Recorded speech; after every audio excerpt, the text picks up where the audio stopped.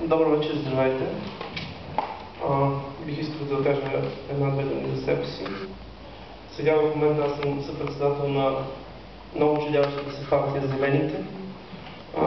Но от 15 години аз съм в Сдружение за дива природа Балкани, първо като гражданин и доброволец, второ и като професионалист. В момента моите професионални занимания от няколко години са свързани с изграждането и управлението на мрежата Натура 2000 в България, като работя по проекти, които са финансирани главно от правителство, извън небългарски правителство, от холандското правителство основно.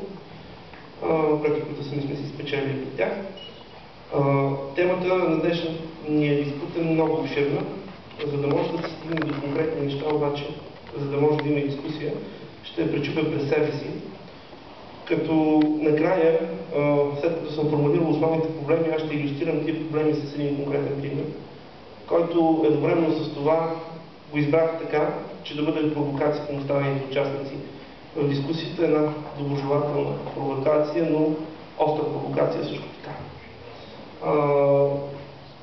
Бих искал да кажа, че в момента има няколко основни теми, до които винаги се опира, когато стане дума за опазване на околната среда.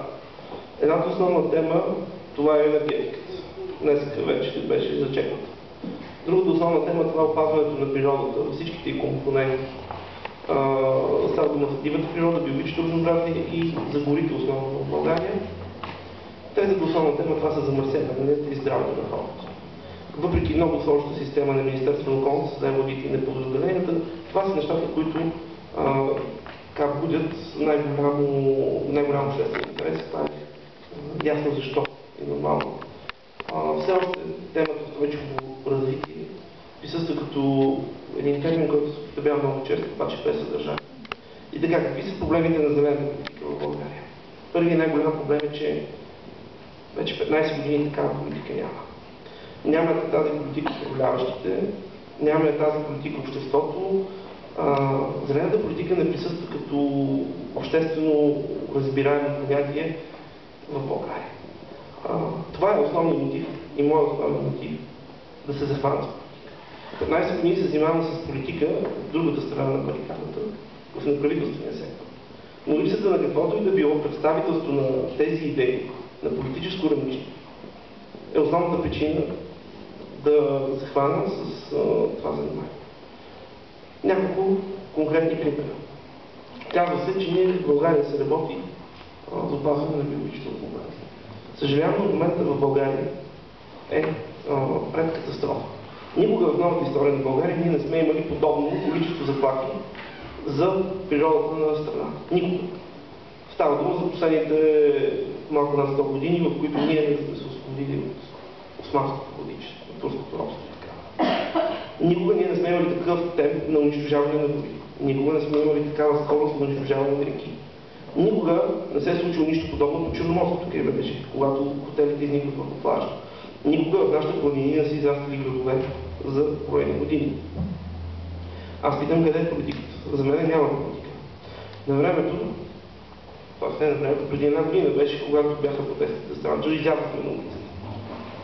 Всичко беше добре, защото уж приеха закон, с който съхраниха природния парк. Каква е полза това, когато в момента в Министерството на околната среда и водите има план за застрояване на същото това крайбрежие вече в природния парк. И очевидно Министерството на околната среда и водите не вижда никакви проблеми в факта, че община Царево продължава да иска да застрои това крайбрежие. Ето един пример с ядрената енергетика. Казват независима енергетика и тук това се чува много. Какво е независимо до една енергетика, която се обвързва изцяло с един монополист? И това е руските олигархи, които управляват енергетиката на Русия. Какво е независимото? Какво е екологичното и какво е незамърсяващото в едно производство, което има нерешени проблеми, като например проблема с отработеното ядрено гориво, което в момента се складира в централата и няма решение за него. Какво е социалното в един такъв тип енергетика, когато това е най-скъпия вид енергия? И какво е икономическото в нашия подход да инвестираме в едно такова голямо предприятие, преди да инвестираме в енергийна ефективност, преди да си намалим разходите за енергия и да станем ефективна икономика. И по отношение на разходите в бита, и по отношение в разходите в промишлеността. В момента ние харчим повече, което да била друга европейска страна. Това е екстензивност, това е висока цена на единица продукт, това е антиразвитие. И най-големият проблем това е законността. В България, за съжаление, законът е вратът опор. До там се стигнало, че ако на времето аз съм виждал как в предишни правителства на министрите им тепериха ръцете, когато взимаха незаконни решения, хората протестираха пред техните врати, министрите ги взимаха, но им трепериха ръцете. В момента има безхаберие. В момента има една любезна, цивилизована усмивка и варварски действия. Това е в момента лицето на българската политика, нещо, което не може да продължава така. И ето ви конкретния казус. В момента аз ще го дам и да видя по залата, но ще го дам и на останалите участници в дискусията, които го нямат. Това е общ устройствен план на курорт Искровец. Предложител на курорта е господин Ковачки. Той се намира в планината Рила, на границите на Национален парк Рила, между Говедарци и Мариотица.